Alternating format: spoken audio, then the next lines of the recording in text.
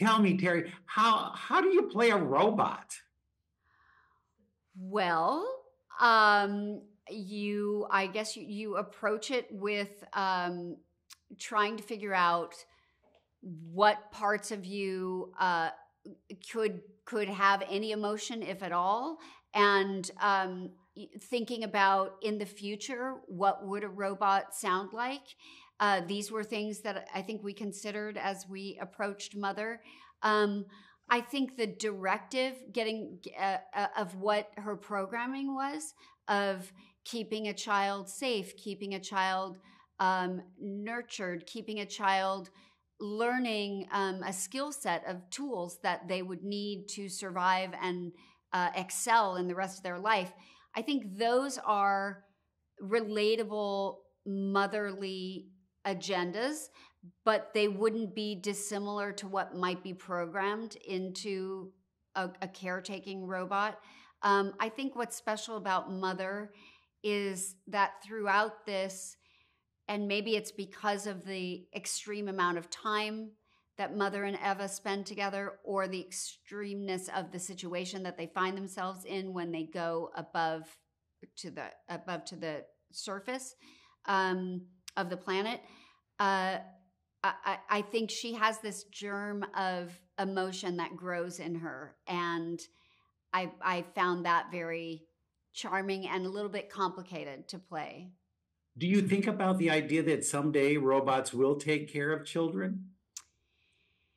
I didn't. And, I guess we don't know where things are going. And we'd probably be kidding ourselves to feel that there wasn't something headed in that direction. I don't know exactly what it looks like. I mean, honestly, you already have people using devices as babysitters in a sense already, Right, right. which I personally don't think is great, but I also have a lot of empathy with why parents end up doing that. Yeah, I think I don't know, it's a balance between a scary idea and a potentially supportive idea, and I'm not quite sure how it's going to go. You know, I'm assuming that you didn't work with Janine, right? You I didn't did work not. together. No, but I've seen Well, her performance and she's great. how do you fill in those blanks? I'm not sure I do. I'm not sure the actors are responsible for that. I think that part of the puzzle may fall more into the production hand, the producers, the director, the animators, the producers. Um, because we, in our individual voice sessions, are really being dictated to by them, and they're the ones that have all the knowledge. Honestly, I think I might have seen a really rough sketch of Muthr initially on, but I think it sort of evolved. And it really wasn't until the end that when I finally saw the trailer and the series, I mean, I was just like, oh, wow, this is amazing. And you almost forget that you're in it because you're sort of looking at everybody else's amazing performance. And it's just, it's quite a big surprise when you get to see the whole thing put together because you've worked on it for so long and you don't really have all that knowledge.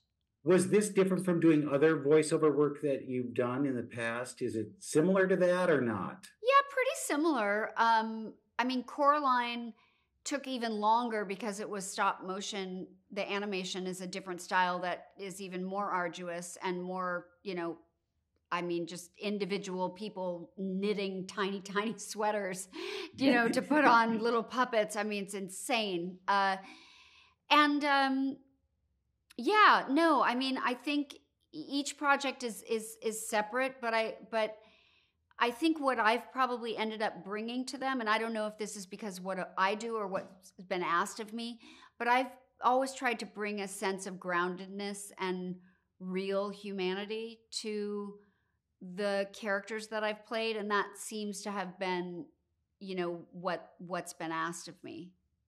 And a mother, And a mother. I played a lot of mothers. A lot of right? some mothers are good, and some mothers are not so good. Some are not so good.